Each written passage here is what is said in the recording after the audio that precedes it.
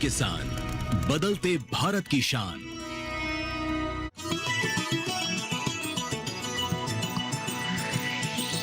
DD किसान, बदलते भारत की शान।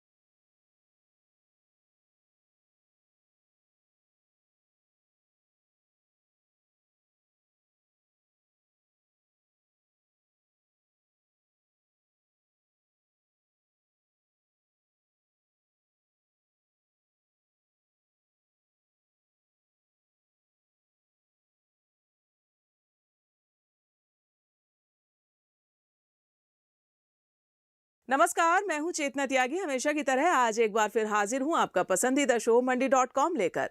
मंडी.com में आप किसान भाई बहनों के लिए जरूरी खबरों के साथ खेती के सिकंदर में शानदार प्रोडक्ट कहानी के अलावा इस सप्ताह जरूरी कमोडिटीज के भाव भी हम आपको बताएंगे।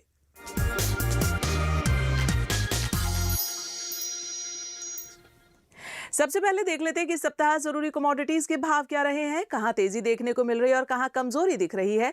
एक नजर डालेंगे एनसीडीएक्स हाजिर भाव पर।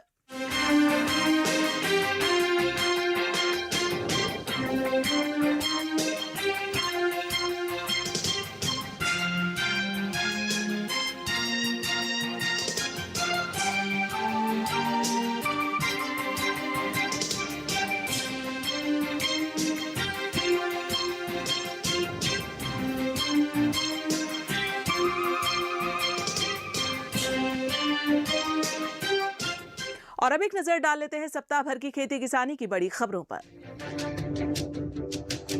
सरकारी भंडार के लिए चावल की खरीद ने नई ऊंचाई छुई है। आधिकारिक आंकड़ों के अनुसार अक्टूबर 2025 से अप्रैल 2026 के दौरान कुल खरीद लगभग 5 करोड़ टन तक पहुंच गई है। इसमें सर्दियों की फसल का 1.21 मिलियन टन हिस्सा भी शामिल है। पिछले साल की इसी अवधि की तुलना में इस बार खरीद में 6% का इजाफा देखा गया है। सरकार के पास उपलब्ध भारी स्टॉक को देखते हुए अब इसे इथेनॉल बनाने वाली भट्टियों, राज्यों और खुले बाजार में बेचने की तैयारी की जा सकती है। देश में कपास की कीमतों में तेज उछाल आया है।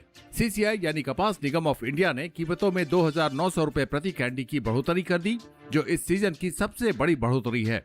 इस बढ़ोतरी के साथ कपास की कीमत 65,600 रुपए प्रति कैंडी के स्तर पर पहुंच गई, जो पिछले 2 साल का उच्चतम स्तर है। वैश्विक बाजार में भी कपास की कीमतें बढ़ रही हैं। सीसीआई ने कीमत बढ़ने के बावजूद एक दिन में 2 लाख बिल से ज्यादा कपास बेची है। चीन, बांग्लादेश और वियतनाम से भारतीय कपास यार्न की मांग बढ़ी है। कुल मिलाकर मजबूत वैश्विक मांग और सीसीआई की कीमत बढ़ोतरी से कपास बाजार में सकारात्मक रुझान देखा जा रहा है। 2026-27 सीजन में चीनी उत्पादन बढ़कर 33.6 मिलियन टन पहुंचने की संभावना है, जो इस साल के 30 मिलियन टन से 12% अधिक है। गन्ने का बुआई क्षेत्रफल 2% बढ़कर 5.9 मिलियन हेक्टेयर होने का अनुमान है। गन्ने का कुल उत्पादन भी 2% बढ़कर 463 मिलियन टन रहने की उम्मीद है। महाराष्ट्र, उत्तर प्रदेश और कर्नाटक में पिछले 2 साल की अच्छी बारिश से भूजल स्तर सुधरा है। कुल मिलाकर बेहतर मौसम और बढ़े हुए क्षेत्रफल से अगले सीजन में चीनी उत्पादन में अच्छी बढ़ोतरी की संभावना है। चालू वित्त वर्ष 2025-26 में देश के दाल आयात में तेज गिरावट दर्ज की गई है। अप्रैल से फरवरी तक दालों का आयात 35% घटकर $3.28 बिलियन रह गया, जबकि पिछले साल ये $5.1 बिलियन था। मात्रा के हिसाब से भी आयात 18% कम होकर 5.4 मिलियन टन रहा। पीली मटर और मसूर के आयात में क्रमशः 49% और 7% की गिरावट आई। सरकार ने घरेलू आपूर्ति बढ़ाने के लिए अरहर और उड़द पर ड्यूटी फ्री आयात की अवधि मार्च 2027 तक बढ़ा दी है। पीली मटर पर 30% और मसूर पर 10% आयात शुल्क जारी रहेगा।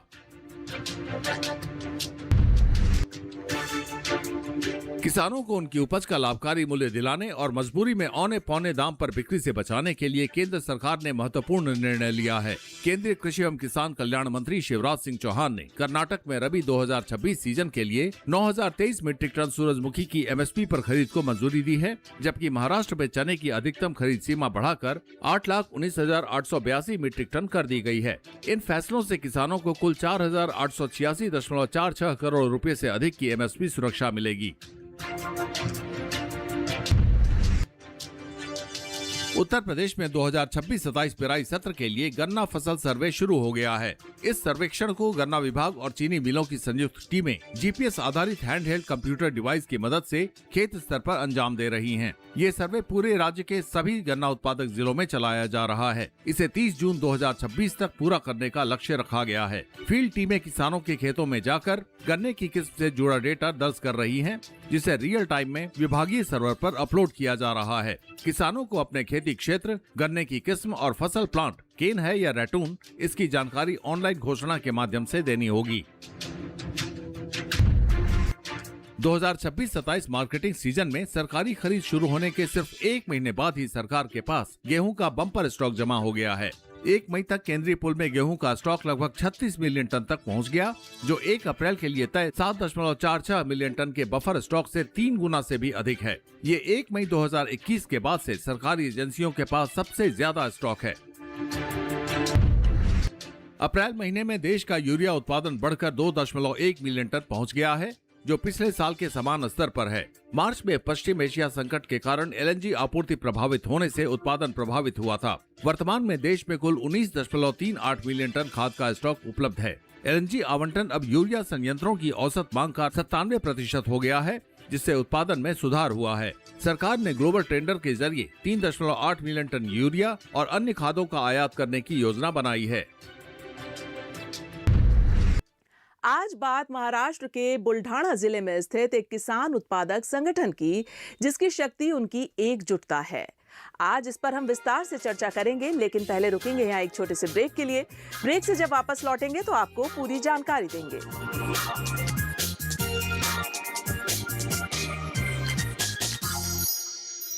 वेलकम टू 100 करोड़ का कवि, जो दिलो दिमाग की बात कविताओं में करते हैं। मैं खाने के बाहर मिले किसी को कुछ सफ़े और कलम दवा, जरूर कोई हारा हुआ आशिक शायर बना होगा। मुझको उजलत कोई नहीं है, पर जब हमारी शादी हो चुकी है तो इश्क पे जोर क्यों नहीं है? आपके लिए किसी ने शेर कहा है, कितना शरीफ शख्स है पत्नी पे फिदा है, उस पे यह कमाल है कि अपनी पे फिदा है। जो बेजान शब्दों में रंग भरते हैं। बांस की बंसी खोखली सी है, क्यों प्रिय तुमको यह सहचरी है। ऐसे होंगे हमारे साहित्य के महारथी। आज भी जब भी ये पहली बारिश की पहली बूंद मेरी हथेली पर गिरती है ना, तो याद सबसे पहले तुम्हारी ही आती है। हम ढूंढ रहे हैं 100 करोड़ का कवि। 100 करोड़ का कवि हर रविवार रात 10 बजे सिर्फ डीडी किसान पर।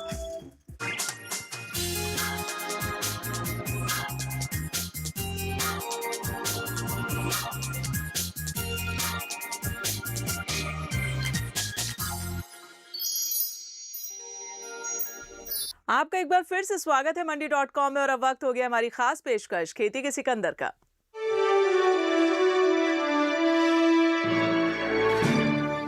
जब खेती बाड़ी की चर्चा चौपाल की चौखट को पार कर दूसरे गांवों के घरों तक पहुंचने लगी, तब बड़ी संख्या में किसान एकजुट होने लगे। उसके बाद किसान उत्पादक संगठन ने आकार लिया। आज हम मंडी.com की रिपोर्ट में इस पर विस्तार से चर्चा करेंगे।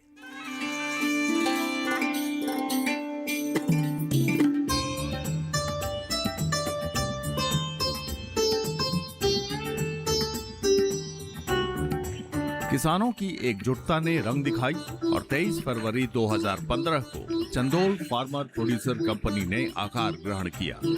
उसके बाद इलाके के किसानों की आंखों में बेहतर खेती बाड़ी के सपने आकार लेने लगे। कई गांवों के किसान जुटने लगे और एक एक कर 575 किसान इसकी पहचान का हिस्सा बन गए। इस कारवां में 172 महिला किसानों का भी उत्साहजनक साथ मिल रहा है। आमतौर पे पहले तो ग्रुप का काम चल रहा था यानी खेडूतों पर यानी गाँवों में, लेकिन ग्रुप पर भी काम यानी अच्छी ढंग से नहीं हो पाएगा। इसमें तो कंपनी के दायरे में लाकर एक इंस्टीट्यूट खड़ा करना पड़ेगा। ये सब चीज़ें आ रही थी।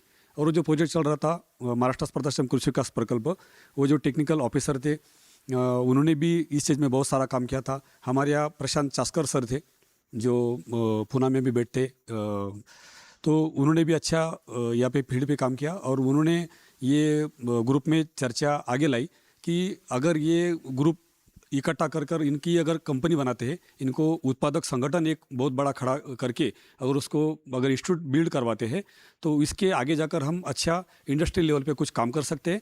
और जो फार्मर को साथ में लेकर उसमें आगे अच्छा बड़ा सा काम होगा और हर एक फार्मर का उसमें बेनिफिट हो पाएगा। जब एफपीसी के गठन का रास्ता साफ हो गया, तब उसकी फंडिंग के काम को भी किसानों ने मिलकर सुलझा लिया। अलग अलग गांवों के करीब 40 ग्रुप के मुखिया ने सभी किसानों से बात की। शुरुआत में 250 किसानों ने मिलकर 2.5 लाख रुपए जमा करने की योजना तैयार कर ली। सभी ग्रुप के लीडर ने गांव-गांव में कैंपेन चलाया और जो ग्रुप है वो ग्रुप से बातचीत करके वार्तालाप करके उन्होंने एक शेयर का वैल्यू 10 रुपये फेस वैल्यू, और उसके अनुसार हर एक ग्रुप के मेंबर को 100 शेयर्स अगर देते, 100 शेयर्स अगर देते हैं तो उसकी वैल्यू हो जाएगी 1000। इस तरीके से 1,000 अगर कॉन्ट्रीब्यूट अगर करते हैं तो 250 किसान मिलकर 2.5 लाख रुपए इकट्ठा कर सकते। और ऐसा उन्होंने समझाया। फिर वो कैंपेन हमने गांव-गांव में चलाया और उस हिसाब से हमने कुछ ग्रुप का कॉन्ट्रीब्यूशन लिया और कुछ इंडिविजुअल फार्मर का भी किसानों का कॉन्ट्रीब्यूशन ले लिया और उस तरीके से कंपनी फॉर्मेशन का एक ढांचा बन गया। एफपीसी के गठन में कृषि विभाग के अधिकारियों ने भी सहयोग किया, किसानों को समझाने का काम किया, प्रोजेक्ट के लिए जमीन की अहमियत समझाई और उसकी व्यवस्था करने का तरीका बताया। सुरुवातीला आम्हाला ते कृषी सहाय्यक लोक आले, त्यांनी आम्हाला प्रोत्साहित केले या प्रोजेक्टसाठी। आणि त्यांनी सांगितलं बा मग तुम्हाला जमीन कुठे आहे? आमचा एक शेतकरी गट होता, किसान मेथी उत्पादक गट, त्या गटाने ही शेती मग आम्ही विकत घेतली। पहिलं आमच्याजवळ जे बजेट होतं आम्ही दर महिन्याला जे टाकलं होतं त्या पैशातून आम्ही शेती विकत घेतली आणि मग ही शेती भाडे तत्वावर आम्ही या प्रोजेक्टसाठी दिली आणि त्याहून हा प्रोजेक्ट उभा राहिला। मग आम्ही त्यांनी आम्हाला सांगितलं यासाठी आता पैसे तयार करावे लागते, शेअर पाडावं लागते लोकांचे। मग त्यांनी सगळ्या गोष्टी आमच्या सोबत राहून आम्हाला जसं काय सांगलं आम्ही तसं वागलो। गावोगावी जाऊन गट तयार केलेत, त्या गटाकडून मग आम्ही शेअर घेतले। त्या शेअरच्या माध्यमातून ही 4.5 लाख रुपये आम्ही उपलब्ध केले आणि हे 4.5 लाख रुपये भरल्यानंतर आम्हाला शासनानं 18.5 लाख रुपये। एफपीसी की तरफ से पहले 3 साल तक इनपुट का काम जोर शोर से किया गया, लेकिन पास की मंडी से चुनौतियां और उधारी की वजह से इनपुट में काम करने के तरीके को बदल दिया गया। अब एफपीसी की तरफ से किसानों को पोर्टल पर इनपुट की खरीदी में मदद दी जाती है। इससे किसानों को गांव से ही खरीदी में मदद मिल जाती है। दूसरी ओर एफपीसी ने महाराष्ट्र सरकार के स्मार्ट प्रोजेक्ट के तहत लोन लिया और उससे ट्रैक्टर की खरीदी की। साथ ही वेयर हाउस का भी निर्माण करवाया है, जिसकी क्षमता 1000 मीट्रिक टन है। इस वेयर हाउस को WDRA से मान्यता दिलाने की प्रक्रिया जारी है।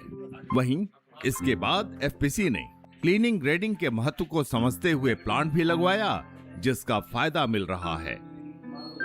पहिल्यांदा आम्ही एकत्र आलो, क्लीनिंग ग्रेडिंगचा प्रॉब्लेम होता, तर मार्केटमध्ये माल विकायचा तर क्लीन करून विकल्यावर 2 पैसे जास्त मिळतात शेतकऱ्याला, म्हणून आम्ही हा प्रोजेक्ट सुरू केला। याच्यामध्ये 18.5 लाखाचा प्रोजेक्ट होता पूर्ण। त्याच्यामध्ये क्लीनिंग होतं, त्याच्यामध्ये ग्रेडिंग होतं। पहिल्यांदा आम्ही गहू, हरभरा, सोयाबीन करत होतो त्याच्यामध्ये। तर क्लीनिंग ग्रेडिंग नंतर आम्हाला त्याच्यात फायदा झाला। मार्केटमध्ये आम्हाला सोयाबीनचे रेट थोडे जास्त मिळायला लागले क्लीनिंग ग्रेडिंग केल्यामुळं। त्याच्यामुळं आम्ही परत डॉलरचं सुरू केलं. मग डॉलरमध्येही आम्हाला विकायला प्रॉब्लेम येत होता, म्हणून आम्ही डॉलरमध्ये क्लीन करून विकायचा हे केलं. त्याच्याकरता आम्ही 7.5 लाखाची परत मशीन बसवली. त्याच्यामध्ये पुन्हा ग्रेडिंगची मशीन बसवली डॉलरमध्ये. त्याच्यामध्ये जास्त फायदा आला. क्लीनिंग ग्रेडिंग के महत्व को इलाके के किसान भी समझने लगे। यही वजह है कि आसपास के गांवों के किसान क्लीनिंग ग्रेडिंग के लिए पहुंचने लगे हैं। यहाँ उचित दर पर फसल की क्लीनिंग ग्रेडिंग की सुविधा दी जाती है। उसके बाद किसानों को उनकी फसल की बेहतर कीमत मिल जाती है। कास्तकाराला आता समजायला लागलं की बुवा क्लीन करून जास्त भाव मिळतो. गव्हाचा मध्ये तसा विकल्यापेक्षा क्लीन करून जास्त रेट मिळतो, क्लीन आणि पॅकिंग करून. तर त्याच्याकरता बरेच शेतकरी यायला लागले आमच्याकडं. आम्ही त्यांना 80 रुपये क्विंटलनं क्लीन करून पॅकिंग करून गहू देतो आणि ते जास्त रेटनं विकतात तिकडं. अब तक हमने आपको बताया कि कैसे एकजुटता से किसानों ने खेती बाड़ी के काम को आसान और कम खर्चीला बना दिया। लेकिन यहाँ रुकेंगे एक और छोटे से ब्रेक के लिए। ब्रेक से जब वापस आएंगे तो आपको दिखाएंगे कि फसल तैयार होने के बाद बेचने की चिंता कैसे खत्म हुई और कैसे सही कीमत पा रहे हैं।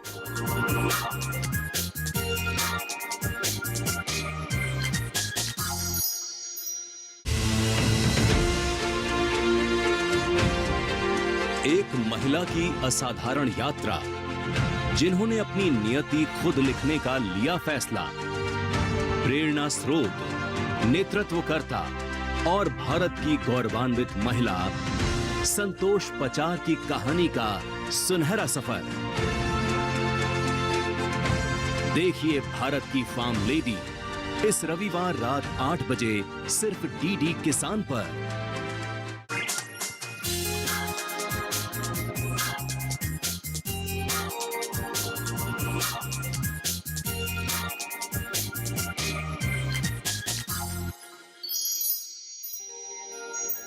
ब्रेक के बाद मंडी.com में आप सभी का एक बार फिर से स्वागत है। अब आगे आपको बताएंगे कि किसान सही कीमत पर फसल बेचने की चिंता से कैसे मुक्त हो गए। फसल तैयार होने के बाद सभी किसानों की एक ही चिंता होती है कि उसे सही दर पर बाजार में कैसे बेचा जाए। इस एफपीसी के पास गांव में ही नेफेड का खरीदी सेंटर है, जहां सरकारी दर पर फसल खरीदी की जाती है। यहां चना, तुअर और सोयाबीन की खरीदी की जाती है। इस सुविधा से किसानों का जहां कीमती वक्त बच जाता है, वहीं ट्रांसपोर्टेशन खर्च भी बच जाता है। इसके साथ ही यहां दूसरी फसलों की भी खरीदी सही दर पर की जाती है। नाफेड का प्रोक्योरमेंट सेंटर होने से किसानों का जो माल आता है, सोयाबीन हो गया, तुअर हो गया, काला चना हो गया, ये फसल गवर्नमेंट जो खरीदती है, इसका हमारा खरीदी सेंटर होने से अच्छे खासे तौर पे हमारी खरीदी होती है। और ये खरीदी के साथ में किसानों को इस जगह पे ज़्यादा दूर ना जाके नज़दीक के नज़दीक खरीदी सेंटर होने से किसानों का किराया बच जाता है और हमारे को भी किसान अच्छे से जुड़ते हैं और उससे कंपनी को और 2 पैसे का मुनाफा भी हो जाता है। गांव में ही एफपीसी की मौजूदगी और खरीदी सेंटर के होने से यहाँ के किसान भी बेहद खुश हैं और राहत महसूस कर रहे हैं। अब उन्हें व्यापारियों की मनमानी का सामना नहीं करना पड़ता है और साथ ही फसल की सही कीमत भी मिल जाती है। ये जो कंपनी हमको मिली तो वो सेफ है और उससे हमारा खेती का माल बेचने का जो स्टेशन मिला हमको, ये कंपनी ही हमको सही लगती है। गांव में ही नेफेड खरीदी सेंटर से जहां किसानों को लाभ हो रहा है, वहीं एफपीसी को भी फायदा हो रहा है। एफपीसी किसानों से फसल की खरीदी कर उसकी क्लीनिंग, ग्रेडिंग और पैकेजिंग कर वैल्यू ऐड कर ओपन मार्केट में बेच देती है। इस तरह से एफपीसी मार्केट लिंकेज का काम भी बेहतर तरीके से कर रही है और अच्छी कंपनियों को फसल बेच रही है। एफपीसी जलगांव मंडी के साथ धुलिया, खामगांव में फसल बेचने का काम करती है। तो पहले दूर दूर पे सेंटर थे, अभी अपने नज़दीकी कंपनी के नज़दीक के जो किसान हैं, इनको दूर जाने की ज़रूरत नहीं होती है। उनका ट्रांसपोर्टेशन कॉस्ट बचता है और उनका यहाँ पे जो माल गवर्नमेंट का खरीदी होता है तो वो खरीदी होके वो पैकेजिंग होके ये कंपनी ये सारा काम करती है। और इसके साथ में कंपनी ओपन मार्केट में भी काम करती है, जैसे माल खरीदी करना और कॉमन मार्केट में जहाँ पे अच्छे दाम मिलते हैं वहाँ पे बेचना। चंदौल एफपीसी सिर्फ एक ही तरह के बाजार पर निर्भर नहीं है, बल्कि अलग अलग तरह के मार्केट में काम करने में भी यकीन रखती है। यही वजह है कि ये एफपीसी कमोडिटी एक्सचेंज पर भी सक्रिय है और इसके लिए कंपनी के सदस्यों ने ट्रेनिंग भी ली है। यही वजह है कि कमोडिटी एक्सचेंज पर काम करने का इसका अनुभव भी अच्छा रहा है।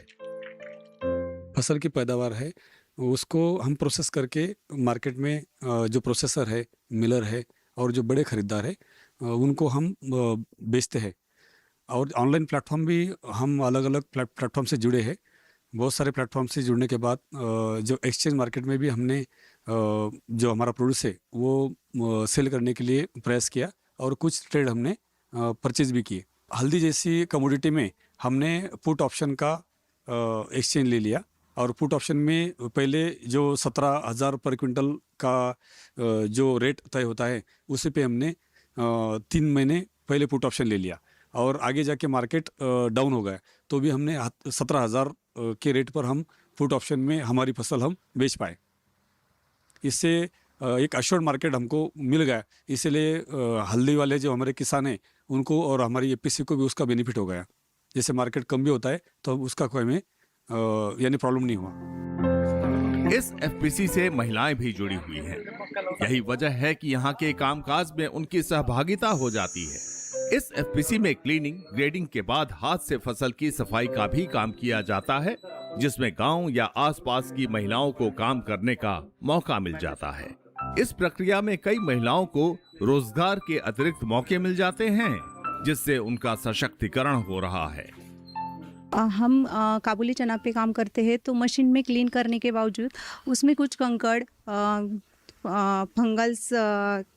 फंगल्स चना ऐसा रहता है और कुछ कलर के चने रहते, तो उसको साफ़ करने के लिए वो मशीन द्वारा साफ़ नहीं होते, तो उसको साफ़ करने के लिए मज़दूर की ज़रूरत पड़ती है। तो हम आसपास के गांव से कुछ महिला लाते हैं और उनसे ये चना साफ़ करवाते हैं हैंड वर्क करके। तो उसमें अच्छी तरह से साफ़ होता है हैंड वर्क करके। हमारे कंपनी में 13-14 महिला काम करती है। उनको 5-6 महीने के लिए अच्छा रोज़गार मिलता है और अच्छी तरह से काम करती है और हमारी कंपनी का काम भी अच्छी तरह से होता है।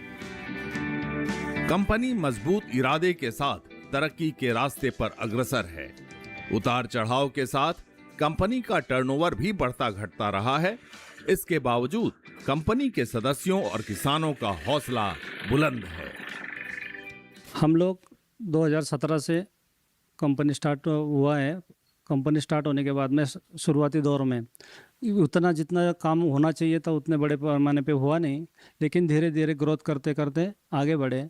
2022 से तो अभी तक लास्ट 3 ईयर में अच्छा सा हमारा काम हुआ है। हमारा 22-23 का 6.5 करोड़ रुपए का टर्नओवर था। 24 में हमारा 3.5 करोड़ रुपए का था। अभी लास्ट ईयर में हमारा 1.5 करोड़ के आसपास टर्नओवर था। चंदौल एफपीसी के इरादे बुलंद हैं और भविष्य की योजनाएं सुखद सपनों की उम्मीदें जगाती हैं। कंपनी आने वाले वक्त में ड्रोन खरीदने और फल सब्जी में काम करने की योजना बना रही है।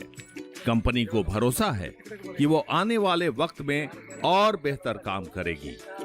मंडी.com के लिए महाराष्ट्र के बुल्ढाना से अनिल वत्स के साथ अनुपम आलोक। मंडी.com में आज बस इतना ही। अगले सप्ताह मैं फिर आऊंगी किसानों को प्रेरणा देने वाली सफलता की एक कहानी और दूसरी जरूरी खबरें लेकर। तब तक के लिए आप देखते रहिए दूरदर्शन किसान। नमस्कार। आपकी राय हमारे लिए बहुत महत्वपूर्ण है।